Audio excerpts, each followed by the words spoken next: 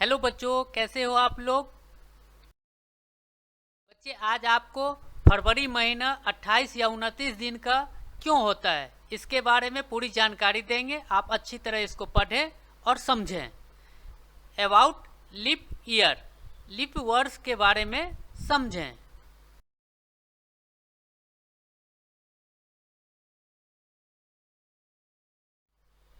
हर 4 साल बाद फरवरी में 29 की तारीख होती है। लेकिन क्या कभी सोचा है कि हर 4 साल बाद फरवरी में 29 तारीख क्यों आती है और ऐसा क्यों किया गया है। इसके बारे में पूरी जानकारी आप प्राप्त करें। वीडियो पूरा देखें, तभी आपको पूरा जानकारी हो पाएगा। अच्छी तरह इसको समझें, अच्छे ढंग से इसको पढ़ेंगे तो आप अच्छे तरह समझ पाएंगे कि फरवरी में 29 की तारीख क्यों होता है।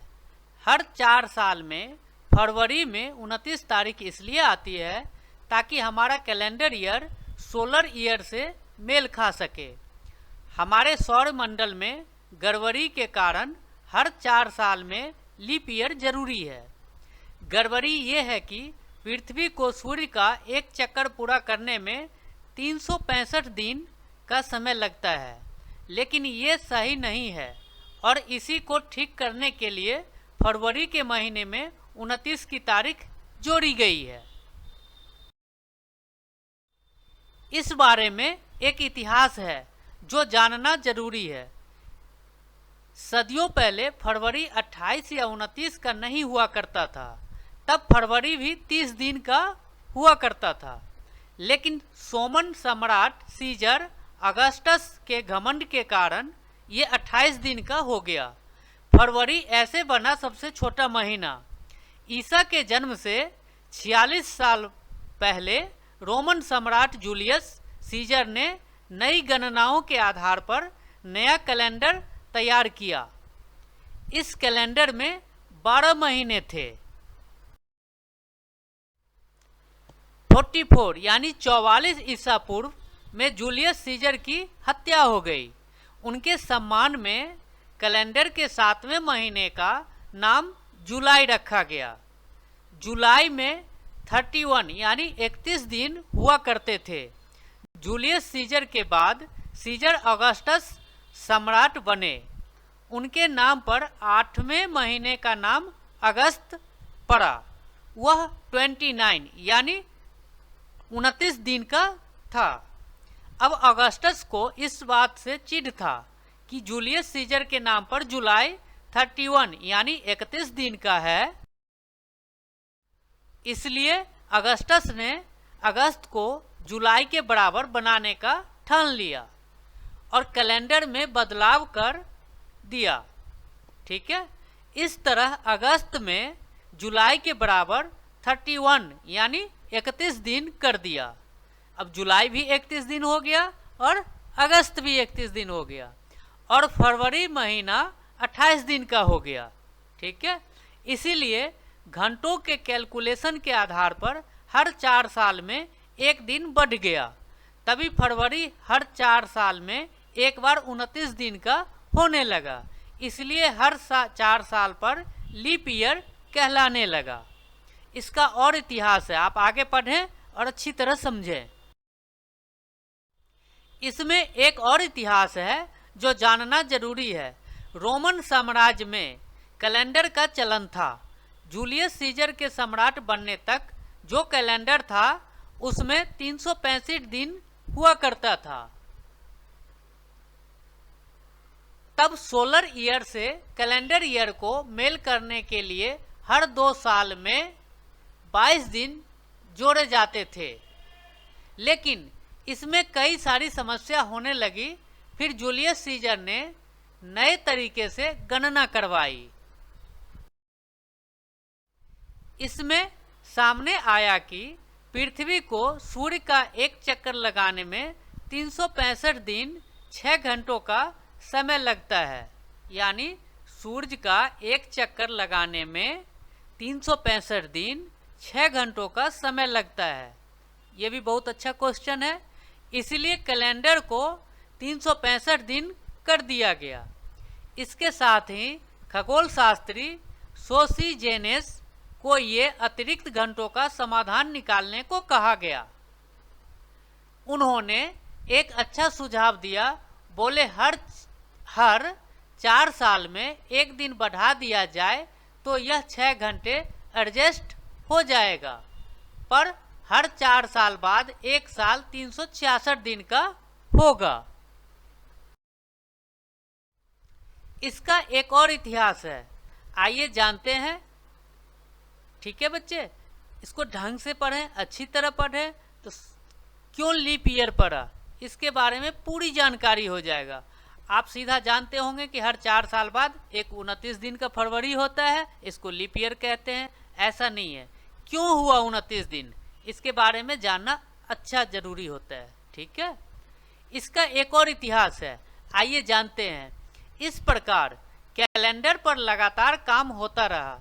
15वीं सदी में रोमन चर्च के पॉप ग्रेगोरी 13वें ने फिर नए सिरे से कैलेंडर पर काम शुरू किया।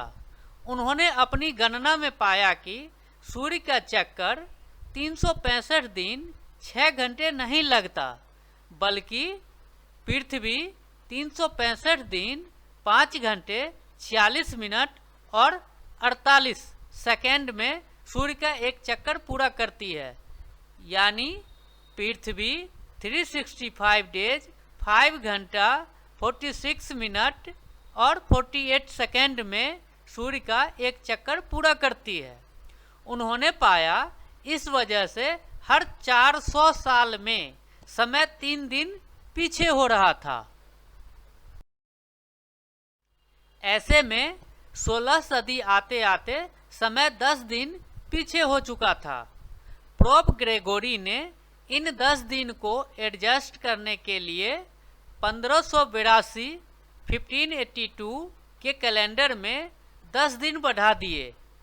उस कैलेंडर में 4 अक्टूबर के बाद सीधा 15 अक्टूबर की तारीख दी गई।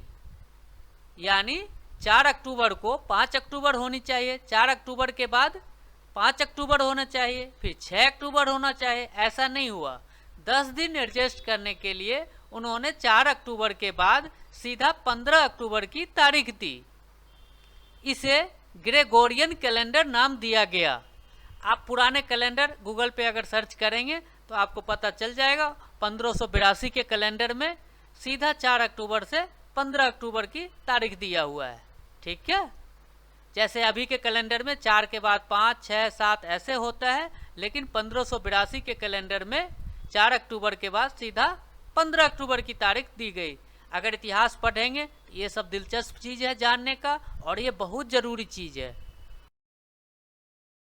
बल्कि एक साल में 365 दिन 5 घंटे 46 मिनट और 48 सेकेंड को छोड़ देना कोई बड़ी बात नहीं थी नासा के मुताबिक भी। लेकिन ऐसा सालों चलता रहा तो चीज़ें बहुत गड़बड़ हो सकती है। यही कारण है कि हर 4 साल में एक दिन बढ़ाकर इन घंटों को एडजस्ट किया गया।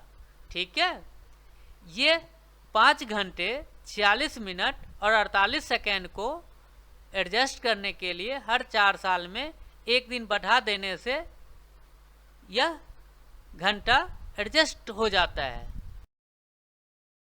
उदाहरण के तौर पर देखा जाए तो कहीं कहीं जुलाई में गर्मी का महीना होता है।